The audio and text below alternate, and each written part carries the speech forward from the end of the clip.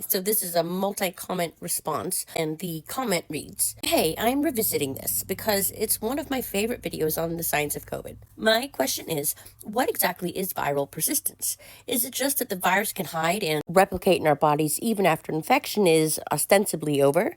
And if that's what it means, if the virus can continue to replicate inside our bodies even after infection appears to be over, would that mean that we could catch it from somebody who is testing negative?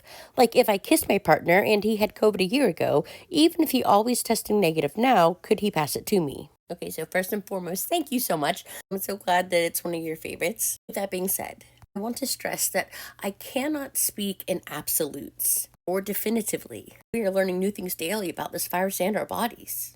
But the current knowledge and the current evidence and interpretation is viral persistence can sort of mean different things depending on the virus. Some viruses are DNA retroviruses, where they can insert into our genome and therefore never be cleared. Some viruses can infect a cell, then stop replicating and just lay dormant for years. SARS-CoV-2 is an RNA virus. It was not thought that it could be a persistent infection, and it's still being argued today, because in order for it to persist, it's nonstop replication. It's not a retrovirus, nor likely to go dormant. It'd have to infect a cell, replicate, infect a new cell, replicate continually, all while avoiding immune detection. Now, what's really interesting about all this is Dr. Mark Johnson, the one that does all of the cryptic lineage monitoring in the wastewater, has identified cryptic lineages whose genome is exhibiting changes to indicate that the virus is adapting to a different tissue type.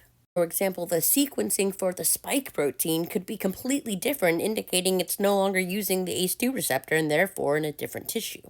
So why might that happen? So once the early stages or the acute phase of infection has ended, either the virus will be defeated or some of the virants could survive by leaving the respiratory tract. But if the new location, the new tissue, has less ACE2 receptors, survival depends on finding a new way into a cell, a different receptor. And say somehow it makes it back to the respiratory tract and is exhaled, using a different receptor, so it's less likely to be transmitted and infect a new person via the respiratory tract. It changed keys to survive in a different tissue, and this new key no longer opens the cell door of the respiratory tract. Conversely, it can keep its spike protein, or its original key, but move to a different location of the body. For example, say it found a home in the pancreas. Since we don't breathe out of our pancreas, it wouldn't become a projectile. That being said, Ryan Hisner has identified several cases where an individual had been infected persistently for at least 2 years, where its genome matched variants that circulated the population 2-3 years ago, indicating the person became infected then.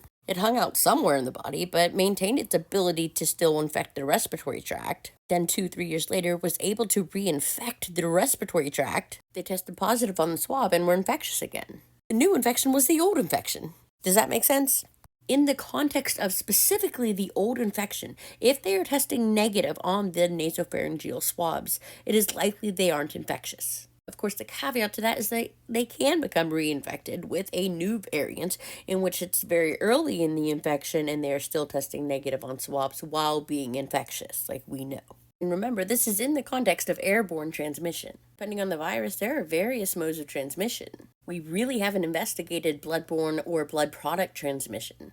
It's been found in semen. We've also seen pregnant mothers able to transmit it to the unborn fetus. But I did read a study that showed that breastfeeding mothers were not transmitting it to their infants via breast milk. But it has been found in urine and fecal matter. You can re-aerosolize fecal matter by flushing a toilet. An important distinction is typically with the excrement, you are not shedding whole viruses, just viral particles. You would need a whole virus to infect and an intact receptor binding domain or spike protein to infect via the respiratory route. I don't know if that helped or just made it more confusing for you.